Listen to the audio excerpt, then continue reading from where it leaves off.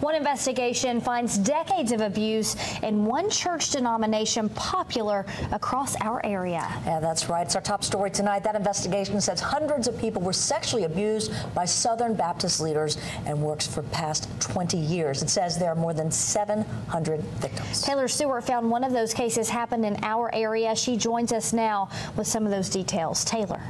This is Anthony Ray Stanley. He was offered a job at a Whitwell church after pleading guilty to a charge of child molestation. After getting hired, he was charged and pleaded guilty to molesting 2 children on church property. Repeat offenders is just one reason victims say the Southern Baptist leadership needs more oversight. 20 years of sex abuse in Southern Baptist churches exposed. The Houston Chronicle and San Antonio Express published this article with accounts from 700 victims.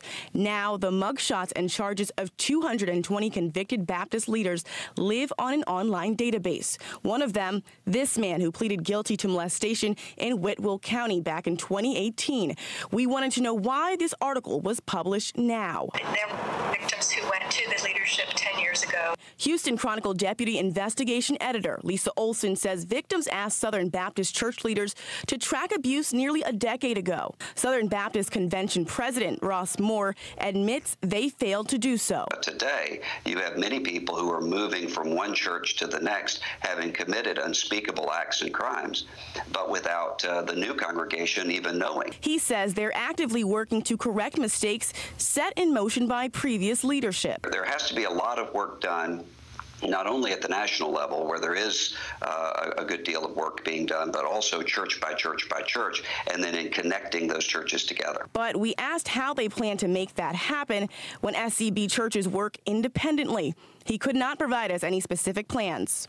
Each congregation has its own policies about hiring, but certainly even the most minimal of responsibilities would include doing a comprehensive background check. Moore says right now background checks are encouraged, but they're not mandatory. Latricia. Taylor, thank you. We asked the Georgia Department of Community Supervision at the time of Anthony Ray Stanley's arrest if he should have been working at the church after his child molestation conviction. They say registered sex offenders can attend and be at a church if there are no children there. The department says Stanley was aware of those rules. The investigation also reveals at least 35 pastors, employees, and volunteers who were accused found jobs at other churches. In some cases, even church leaders failed to alert law enforcement about complaints or to warn other congregation members about the misconduct. The SBC says they are now encouraging policies and practices that would protect people from abuse. They're also planning to work with other churches on these policies.